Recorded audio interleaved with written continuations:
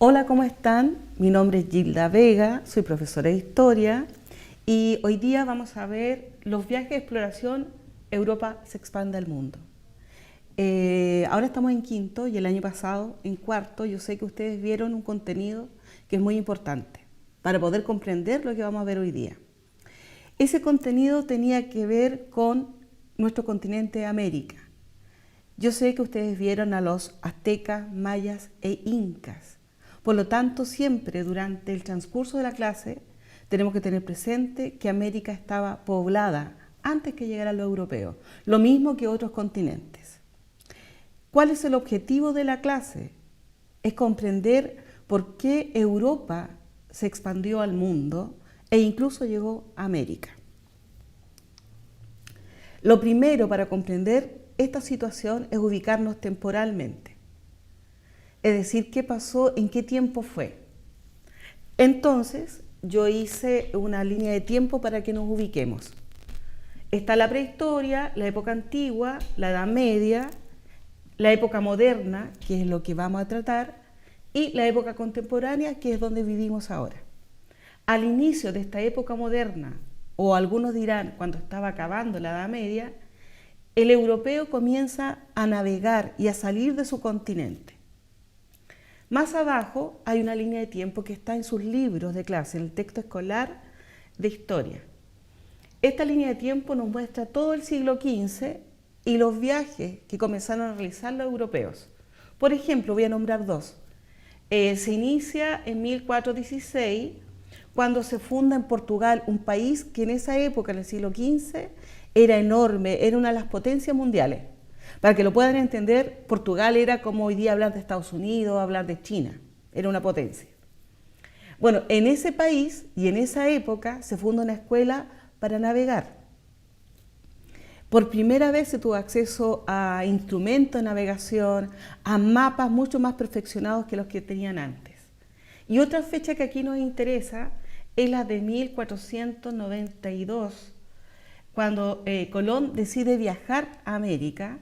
O sea, él no sabía que venía a América, pero decide explorar una ruta que nadie había hecho antes.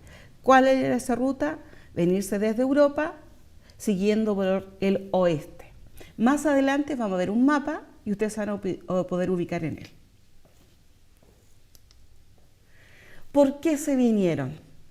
¿Qué creen ustedes? ¿Habrán venido para buscar aventura, para conocer nuevos lugares, a buscar recursos? Entonces vamos a ver ahora tres posibles factores. Hay muchos. Cada vez que hablamos de este tema no es que exista una sola causa, sino que muchos factores que nos permiten comprender por qué salieron de Europa. Uno de ellos, ya dijimos que estamos en el siglo XV, a fin de la Edad Media, inicio de la época moderna, había un factor político. En esta época se estaban configurando los primeros grandes países europeos. Estaban volviéndose un solo país, ya no eran reinos independientes. Lo más importante, Inglaterra, hay muchas películas que puedes ver sobre Inglaterra en esa formación. Está Francia, estaba España, Portugal. Por lo tanto, estos grandes países necesitaban expandir sus territorios para ser más importantes que otros países. Es un factor.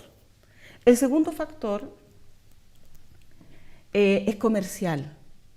Más adelante vamos a ver un video donde te vas a dar cuenta del comercio que existía en la época. Había un gran tránsito de mercaderías entre Europa y Asia. ¿Hacia qué lugares de Asia?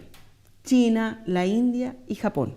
Esos tres lugares eran comúnmente visitados por los europeos para traer desde allá especias como por ejemplo que ocupa hoy día tu mamá en la casa o la persona que cocina en la casa, a veces los papás también cocinan.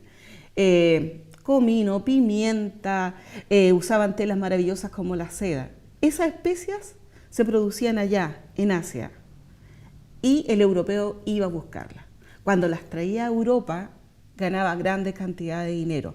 Por lo tanto, el comercio se basaba en eso en aquella época.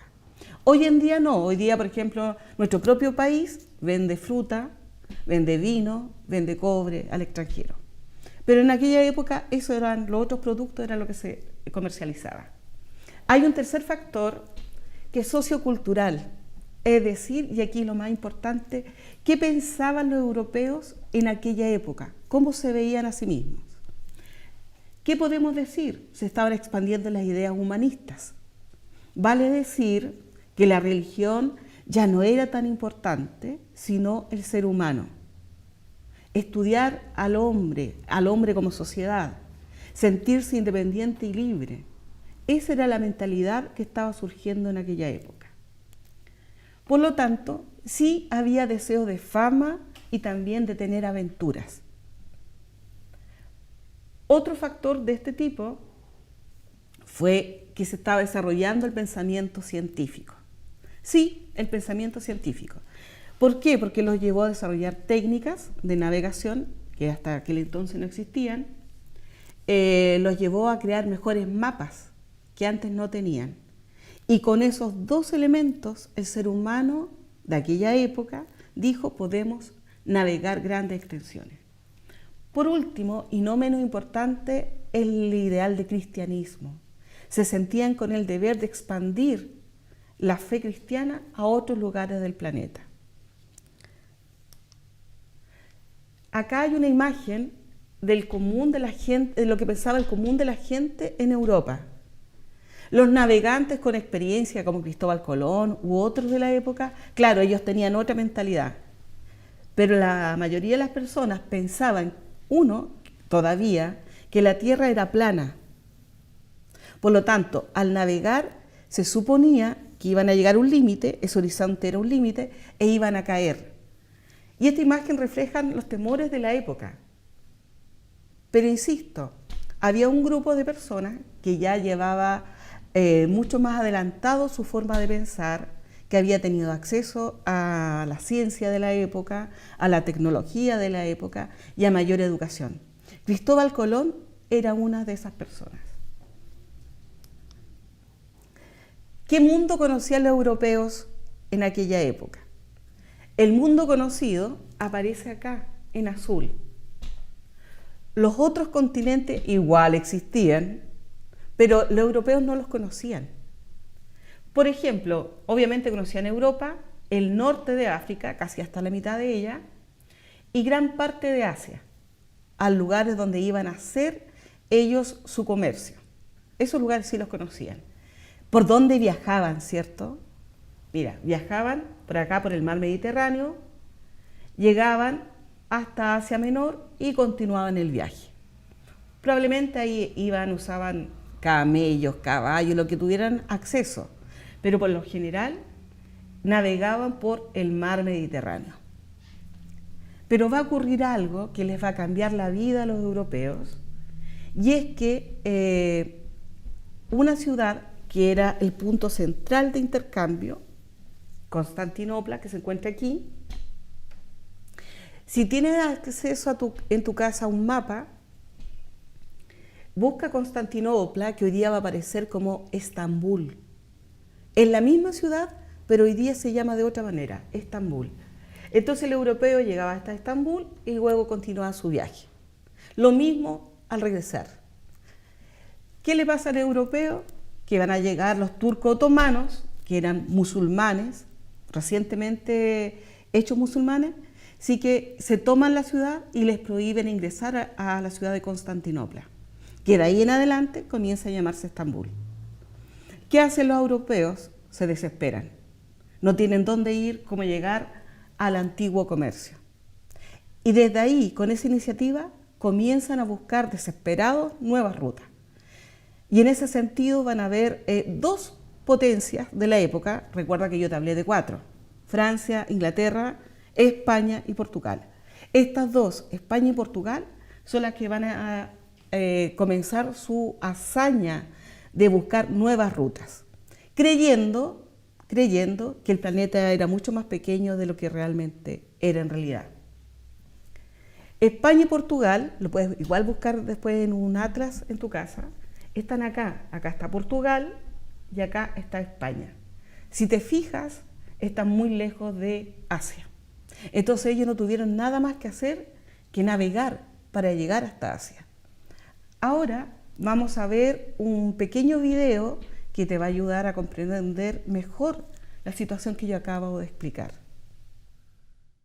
Al promediar el año 1450, la humanidad se encontraba en un momento de cambios. El hombre era valorado por su sabiduría, por la osadía puesta en el interés por conocer. Fue así que Marco Polo llegó hasta el lejano oriente y trajo consigo noticias de otras culturas, otros idiomas, otras costumbres. El lejano oriente se mostraba como tierras de maravillas, no solo por sus valores culturales distintos de los europeos, sino también por los productos que producía. Y fue justamente este hecho lo que alentó a muchos hombres a tener un vínculo comercial con aquellas lejanas regiones. Pero no resultaba sencillo. El mundo conocido por los europeos se limitaba a una pequeña región del planeta. Productos como la seda utilizada en los vestidos de la nobleza, o las piedras preciosas que adornaban las joyas, o las especias que se convirtieron en indispensables para conservar la carne, se producían en tierras lejanas del Oriente, como China, India o islas del Pacífico, y llegaban en caravanas hasta los puertos del Mediterráneo. Desde ciudades como Lisboa, Sevilla, Nápoles y Palermo, navegantes europeos establecieron rutas comerciales por todo el Mediterráneo con destino a 3 puertos del Oriente: Alejandría, Trípoli y Constantinopla. Todas ciudades dominadas por lo que se conoció como el Imperio Romano de Oriente. El comercio se hizo con el tiempo más activo y los productos del Oriente se convirtieron en imprescindibles para los europeos. Pero en el año 1453, los turcos otomanos recuperan Constantinopla, haciéndose dueños de una parte del Mediterráneo, y con el tiempo extendieron su dominio hasta Alejandría. Las rutas comerciales comenzaron su decadencia y finalmente desaparecieron. Europa debía enfrentar un gran desafío: encontrar otro camino para llegar al lejano Oriente. La aparición de distintos adelantos tecnológicos como la brújula, el astrolabio o nuevos diseños de barcos más rápidos y ágiles alentaron a los hombres a enfrentar nuevos desafíos y darle al mundo nuevas dimensiones. Países como Portugal y España iniciaron los viajes de exploración. El rey portugués, Enrique el Navegante, alentó a marinos como Bartolomé Díaz, que bordeando la costa africana llegó al extremo sur del continente. Y Vasco de Gama, que siguiendo la ruta de Díaz, llegó a Calcuta, India, en 1498, estableciendo una nueva ruta de las especias. Por su parte, la corona española se vio tentada por el proyecto de un marino genovés llamado Cristóbal Colón. Basado en la idea de la redondez de la Tierra, propuso un nuevo mapa para llegar a Oriente. Navegando hacia el oeste, por el Atlántico, llegarían, según sus cálculos, a un archipiélago cercano a lo que hoy es Japón. Esta fue tal vez la empresa más arriesgada del mundo. Navegaría a aguas que nadie había surcado y demostraría que la Tierra era esférica. Pero la Tierra le tenía preparada una sorpresa. Colón nunca supo que aquel archipiélago al que él había llegado en 1453 estaba muy lejos de lo que él consideraba que sería Japón. La Tierra era más grande de lo que pensaba. Nunca supo que en realidad aquella isla donde desembarcó, a la que llamó San Salvador, pertenecía al actual archipiélago de las Bahamas, es decir, una nueva realidad continental. Tal como te diste cuenta en el video de este amigo argentino, más o menos de tu edad, quizá un poquito más, nos contaba sobre los mapas portulanos, la tecnología de la época. El mapa portulano se llama así porque fueron hechos en Portugal. Y estos mapas tenían información que en aquella época era privilegiada, era amplia, conocía nuevos lugares. Y él acusó, por ejemplo, Cristóbal Colón usaba estos mapas. También estaban instrumentos náuticos de la época, que ahora nos pueden parecer muy graciosos, frente a un radar, por ejemplo. Pero ellos usaban el astrolabio, brújula, un cuadrante. Y cada uno de ellas, cada uno de estos nuevos instrumentos náuticos, utilizaban el cielo para ubicarse y poder saber a dónde se dirigían, si a los 4 puntos cardinales. La brújula, mención especial. En el video viste que se menciona a Marco Polo. Este instrumento, la brújula, fue creado por los chinos, pero los europeos los perfeccionaron y lo mejoraron, ya que existe un norte magnético de la Tierra que permite dirigir hacia donde está un sentido y otro para ubicarse en nuestro territorio. Lo mismo el cuadrante, necesitaba ver las estrellas en el cielo para poder ubicarse y así los marineros orientarse en medio del océano. Por lo tanto, esta fue la tecnología que más se utilizó en la época. Para nosotros, insisto, hoy en día sería rudimentario, pero para la época era lo mejor. Mención especial merecen los barcos que utilizaron los españoles, los portugueses, los barcos de la época. Estos barcos, para la época en que se vivían, eran enormes. Eran enormes. ¿Por qué? Porque podían navegar mucho más rápido debido a las velas que tenían. Eran largas y eran varias, por lo tanto el viento podía manejarse de mejor manera y hacer las naves mucho más rápidas. Al ser grandes, podían llevar mucho más cantidad de personas y animales, como por ejemplo caballos y otro tipo de animales para comer, como fue lo que sucedió con los españoles más adelante. Y con esta tecnología se echaron al mar, ahora usando la ruta hacia el oeste. ¿Cómo fueron los viajes de exploración que tuvieron los navegantes portugueses y españoles? En la página 70 de tu libro está este mapa que explica las navegaciones que tuvieron los portugueses, cómo comienzan a salir de Europa. Con mucho miedo. Recuerden que los marineros comunes y silvestres eran personas, la mayoría ignorantes, y que lo hacían por trabajo. Ellos aún tenían mucho miedo de los monstruos marinos, de caer al mar. Probablemente el capitán y su tripulación mayor sí sabían y sí tenían otros conocimientos. Por lo tanto, los portugueses siempre tuvieron mucho cuidado de navegar cerca de la costa. Por ejemplo, en el número 1, que son unas islas muy pequeñas, Azores, las Islas Canarias, fueron las primeras que ellos visitaron. Luego, siguiendo la ruta apegadísimo al continente africano, porque recuerden que todavía existía una tripulación con temor, llegaron a Cabo de Buena Esperanza, acá, al sur de África. En un tercer viaje, lograron llegar a la India. Imagínense, por fin lograron traspasar por todo el continente africano, por la costa, continuar por el Océano Índico hasta llegar a la India. Esa era una travesía enorme, una hazaña para la época. Y por último, 2 años después que Colón, otro navegante portugués toca las costas de lo que hoy es Brasil y sigue y vuelve a África. Por lo tanto, las exploraciones de la época fueron acrecentando el conocimiento geográfico de los navegantes de aquel tiempo y haciendo que sintieran menos temor de navegar. En la página 71 de tu libro vienen ahora las exploraciones españolas. ¿Fueron distintas? Fueron muy distintas. Recuerda lo que ya aparecía en el video, que Cristóbal Colón no sabía de la existencia de América, por lo menos eso se dice. Por lo tanto, él pensaba que recorriendo desde España, desde ahí salía, sin atravesar por el continente americano, porque no sabía que era un continente, él iba a seguir por mar y iba a llegar a la isla aquí, cerca de Japón. Ese era el viaje de Colón. Pero se encontró con otro continente que él supuestamente nunca supo que era nuevo para él, y murió creyendo que había llegado a las islas cercanas a Chipango o Japón. ¿Cómo fueron estos viajes? Fueron muy distintos a los portugueses. Los españoles tuvieron mayores desafíos en ese sentido. Por ejemplo, Colón llega de España a unas islas que están hoy día en lo que llamamos las Bahamas.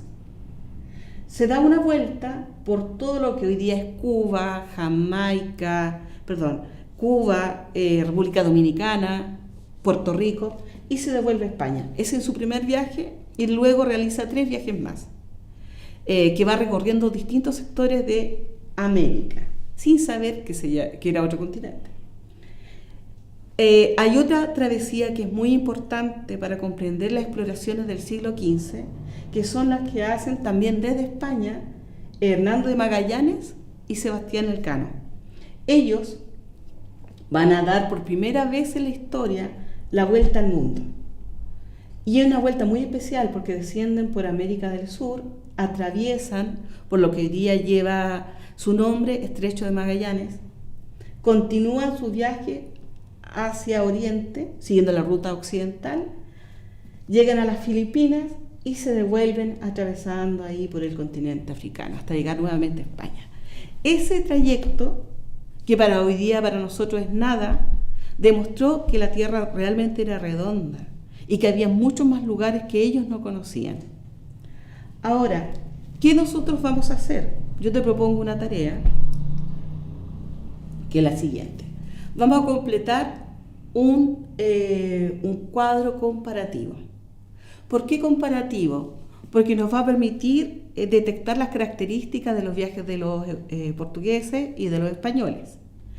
Tuvieron muchas cosas similares, por supuesto, y también muchas cosas distintas. Primero,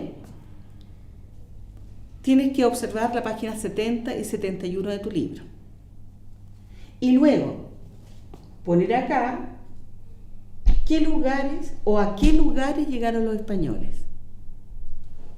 Una vez que lo hagas, vas a ir y vas a mirar lo que hicieron los portugueses. ¿A qué lugar llegaron los portugueses? Y lo anotas. Entonces eso nos va a permitir tener clarísimo las diferencias a los lugares que llegaron. Recuerda que todos estos nuevos lugares eran nuevos para ellos. El mundo se comenzó a ampliar, por lo menos para Europa, y también en el caso de América, los primeros nativos que tuvieron contacto con los europeos pudieron saber que habían otras personas con otras formas de vida y que venían de distintos lugares. Por lo tanto, el mundo se amplió, yo creo que para todos. Como segundo lugar, en este cuadro comparativo, vas a observar las rutas. Y aquí es muy importante que logres distinguir qué rutas usan los españoles o usaron los españoles y qué rutas usaron los portugueses. Eso te puede ayudar a entender también los miedos de estas personas en aquella época y a qué lugares se podían transportar, usando, recuerda, la tecnología que tenían en ese instante.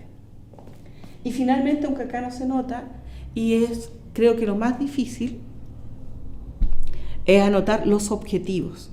¿Cuál crees tú que fueron los objetivos que tuvieron los españoles? ¿Cuál fue el objetivo principal que tuvieron los portugueses? Y ahí yo creo que te voy a ayudar un poquito.